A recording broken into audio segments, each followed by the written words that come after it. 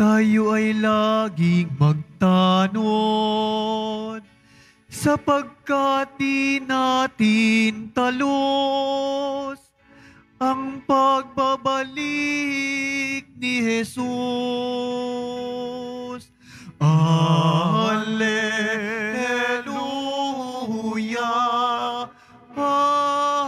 Alleluia,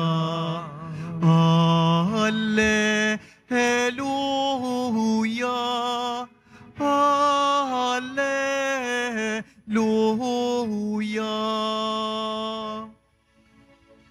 Sumainyo ang Panginoon. At sumaiyo rin. Ang mabuting balita ng Panginoon ayon kay San Lucas. Papuri sa iyo, Panginoon. Noong panahong iyon, sinabi ni Jesus sa kanyang mga alagad, "Tandaan ninyo ito, kung alam lamang ng puno ng sambahayan kung anong oras darating ang magnanakaw, hindi niya pababayaang pasukin ang kanyang bahay. Kayo may dapat humanda, sapagkat darating ang Anak ng Tao sa oras na hindi ninyo inaasahan." Itinanong ni Pedro, "Panginoon, sinasabi po ba ninyo ang talinghagang ito para sa amin o para sa lahat?" Tumugon ang Panginoon, "Sino nga ang tapat at matalinong alipin? Hindi ba siya ang pamamahalain ng kanyang Panginoon sa sambahayan nito upang magbigay sa ibang mga alipin ng kanilang pagkain sa karampatang panahon? Mapalad ang aliping iyon kapag dinatnan siyang gumagawa ng gayon pagbabalik ng kanyang Panginoon. Sinasabi ko sa inyo, pamamahalain siya ng kanyang Panginoon sa lahat ng ari-arian nito. Ngunit kung sabihin sa sarili ng aliping iyon, matatagalan pa bago magbalik ang aking Panginoon, at simulan niyang bugbugin ang ibang aliping lalaki at babae, at kumain, uminom at maglasing. Darating ang Panginoon ng aliping yaon sa araw na hindi niya inaasahan at sa oras na hindi niya alam.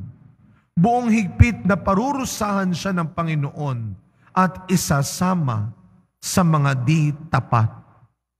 At ang aliping nakaalam ng kalooban ng kanyang Panginoon, ngunit hindi naghanda ni sumunod sa kalooban nito, ay tatanggap ng mabigat na parusa. Ngunit ang aliping hindi nakaalam ng kalooban ng kanyang Panginoon at gumawa ng mga bagay na nararapat niyang pagdusahan, ay tatanggap ng magaang na parusa. Ang binigyan ng maraming bagay ay hahanapan ng maraming bagay, at ang pinagkatiwalaan ng lalong maraming bagay ay pananagutin sa lalong maraming bagay. Mga kapatid, ang mabuting balita ng Panginoon. Pinupuri ka namin, Panginoong Hesukristo. Good morning po sa inyong lahat. Mga kapatid, narinig po natin sa ating unang pagbasa isang napakahalagang paalala. Ilang araw na lang pagkatapos ng eleksyon ng barangay ay ang ating paggunita sa mga yumao. Makikita ho natin dito sa harap ng altar, sa inyong bandang kanan, pag tiningin kayo, nandyan ang ating maliit na lalagyanan ng mga pamisa para sa mga kaluluwa ng mga yumao natin. At buong buwan ng Nobyembre, inilalaan po natin para sa mga yumao nating mahal sa buhay. Itong mga nagdaang araw at susunod na araw, maririnig natin ang mga pagbasa natin. Unang pagbasa, Ebanghelyo tungkol sa paalala ng Panginoon, humanda kayo. Ihanda ninyo ang inyong sarili, sapagkat ang pagbabalik ng Panginoon ay hindi natin inaasahan. Hindi natin nalalaman kung kailan, paano darating. At yung pagdating ng Panginoon, huwag niyo sabihin na second coming pa. Bago pa bumalik ang Panginoon, darating na ang kamatayan ng tao. Ito ang ipinaghahandaan din natin. Kaya nga ano ang mahalagang paalala ng ating unang pagbasa? Huwag na kayong magpaalipin sa kasalanan. Huwag nyo nang paghariin ang kasamaan sa katawang mamamatay din. Ito'y napakahalagang paalala. Nasabihin sa atin ng mga kabataan lalo na, enjoy life sapagkat napakaikli ng buhay. Lagi sinasabi yan, lagi pinapaalala yan. Huwag mo nang masyadong pakaintindihin ang mga problema. Maikli lang ang buhay. Tama. Maikli lang ang buhay ng tao. Akala nyo lang napakabilis ng panahon. Tingnan po ninyo, ilang linggo na lang, tapos na ang taon na ito. Maikli lang ang buhay. Pero wag natin sayangin ang buhay na meron tayo ngayon. Sapagkat ang buhay na meron tayo ngayon ang magsasabi ng pangwalang hanggan natin. Ang buhay sa mundo may hangganan. Pero pagkatapos ng buhay dito sa mundo, yun ang forever natin. Kaya ang ginagawa natin ngayon sa mundong ito, ang magdadala sa atin ng pangwalang hanggan natin. Kaya huwag tayo masyadong mag-enjoy sa paggawa natin ng kasinungalingan, sa pandaraya natin, sa pananakit natin. Sapagkat ito ay hanggang dito lang sa mundo. Kaya nga ano ang sabi ng ating ebanghelyo? Sino daw ang matalino, marunong na tauhan? Ito yung taong hindi niya iniisip, hindi lang siya nag-aabang kung kailan siya mamamatay. Huwag sana dumating ang araw na tayo ay nabuhay o tayo ay namatay nang hindi tayo nabuhay. Ibig sabihin, baliwala sa atin yung ating buhay na ginagawa ngayon. Huwag natin sayangin ang pagkakataon na binibigay pa ng Panginoon.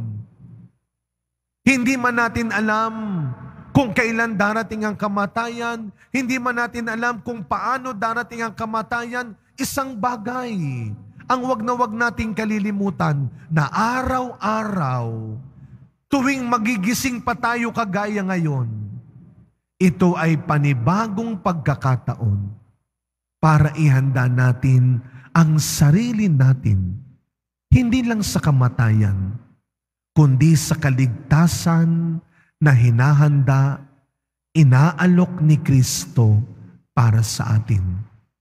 At ang paalalang ito, hindi lang para sa matatanda na. Baka sabihin ng mga bata, ay bata pa ako, matagal pa ako. Are you sure? Kaya ang tanong ni Pedro, Panginoon, ang talinghagang ito, ang paalalang ito, ay para lang ba sa amin o para sa lahat? Sinagot ba ni Kristo? Hindi. Kundi ipinaliwanag ni Kristo sa talinghaga na huwag mo nang isipin kung sino ang mas mabait, sino ang mas masama, sino ang mas nangangailangan, sino ang mas matalino, sino ang mas nakakaalam. Ang kamatayan ay haharapin ng lahat. Kaya ang babala at paalala ay para sa lahat. Sa pagkapatuloy na minsan natin, mga kapatid, huwag natin sayangin ang bawat pagkakataon na ibinibigay pa sa atin ng Panginoon. Hindi lang para matakot, hindi lang para isipin ang pagdating ng kamatayan, higit sa lahat, upang panghawakan natin ang katotohanan, katuparan ng pangako ni Kristo, na sino man ang susunod sa Kanya, maniniwala sa Kanya, mananatili sa Kanya, ay hindi na mamamatay, bagkus tatanggap ng buhay na walang hanggan. Amen.